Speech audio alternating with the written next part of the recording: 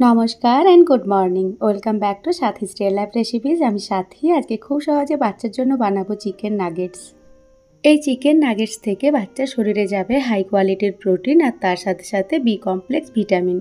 এছাড়া আরও অনেক নিউট্রিয়েন্টস তো আছেই। আমি মা হওয়ার সাথে সাথে একজন নিউট্রিশনিস্ট, তাই আমি সবসময় প্রপার নিউট্রিশনে ভরপুর যে খাবারগুলো সেগুলোতে বিশ্বাসী। আমি কখনোই বাজারের সো কল্ড হেলদি খাবারগুলোতে বিশ্বাসী নই বা গড্ডুকে সেই সব খাবারে আমি অভ্যস্ত করাইনি। তো চলুন আজকের রেসিপিটা শুরু করি। আর এরকম আরও স্বাস্থ্যকর রিয়েল রেসিপি পেতে আমার চ্যানেলটা সাবস্ক্রাইব করে রাখতে পারেন। প্রথমে একটা চিকেন ব্রেস্ট নিয়েছি 450 গ্রাম। সেটাকে ভালোভাবে ধুয়ে অল্প একটু লেবুর রস আর সর্ষের তেল মাখিয়ে রেখেছিলাম, যাতে চিকেনের যে একটা ব্যাড স্মেল থাকে সেটা পাওয়া না যায়। এরপর সেটাকে পিস পিস করে কেটে নিলাম, একটু আড়াআড়ি করে 4 টুকরোই কাটলাম যেভাবে ভিডিওতে দেখিয়েছি। এরপর একটা কড়াইতে জল গরম করেছি 1 লিটার।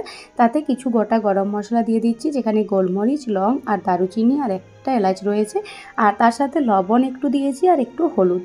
এরপর চিকেন ব্রেস্টগুলো দিয়ে প্রায় 15 থেকে 17 মিনিট আমি এটাকে বয়েল করব, একটু হালকা ঢাকনা লাগিয়ে। তো চিকেনটাকে ভালোভাবে সেদ্ধ করে নিচ্ছে, যেহেতু একটু মিডিয়াম সাইজ করে নিয়েছি চিকেনটা, তাই 15 মিনিটের মধ্যেই খুব ভালো মতো সেদ্ধ হয়ে গিয়েছে। এরপর সেখান থেকে আমি দুটো মিডিয়াম সাইজের পিস, যেটা 250 গ্রাম রয়েছে, সেটাকে একটা মিক্সার জারের মধ্যে নিয়ে নিচ্ছি। এর সাথে বয়েল করার সময় যে গরম মশলাগুলো দিয়েছিলাম সেগুলো নিয়ে নিচ্ছি। এমনিতেই গরম মশলা থেকে যে ফ্লেভারটা ছাড়া সেটা ছেড়ে গিয়েছে, দারুণ সুন্দর একটা স্মেল এসে গিয়েছে চিকেনের মধ্যে। তারপরেও আমি এখানে এলাচের খোসা ছাড়িয়ে বাকি গরম মশলাগুলো নিয়ে নিলাম আর এগুলোকে একটু ম্যাশ করে দিলাম, যেহেতু নরম হয়ে গিয়েছে। এর সাথে নিয়ে নিচ্ছি একটা ডিম।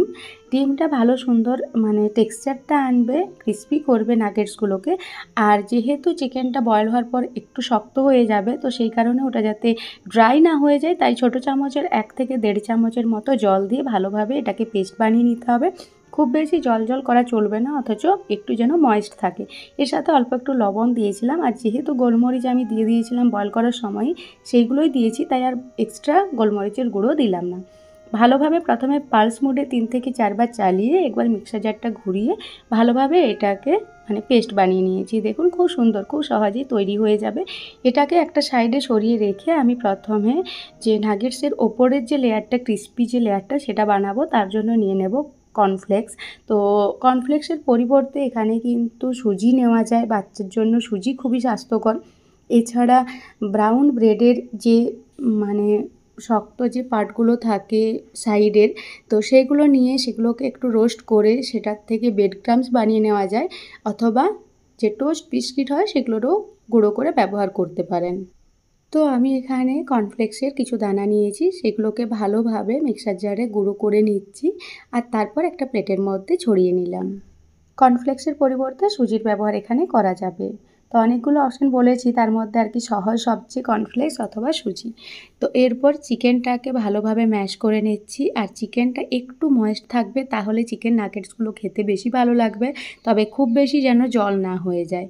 তো এরপর কুকি কাটারে শেপ দিয়ে দিতে পারেন ভিন্ন রকমের, বাচ্চা যদি ভিন্ন রকমের শেপ পছন্দ করে তো সেইভাবে শেপ দিয়ে তারপর কর্নফ্লেক্সে কোট করে নেওয়া যায়, অথবা যেরকম চিকেন নাগেটস ট্রেডিশনালি হয় আর কি, বাজারে মার্কেটে যেগুলো কিনতে পাওয়া যায়, সেরকমভাবে হাতে রাউন্ড শেপ দিয়ে এইভাবে লম্বা লম্বা করেও চিকেন স্টিকের মতো নাগেটসগুলোকে স্টিকের মতো করেও বানিয়ে নেওয়া যায়।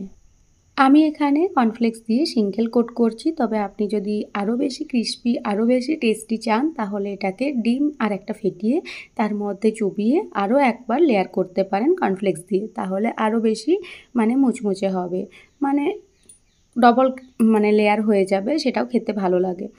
তো এরপর কড়াইতে তেল নিয়েছি, যেহেতু ডিপ ফ্রাই করব, প্রথমে তেলটা ভালো মতো গরম করে নিয়েছি, তারপর গ্যাসের আঁচ একদম লোতে করে নিয়ে সেগুলোকে উল্টে পাল্টে 12 থেকে 14 মিনিট সময় নিয়ে সেগুলোকে ভেজে নেব।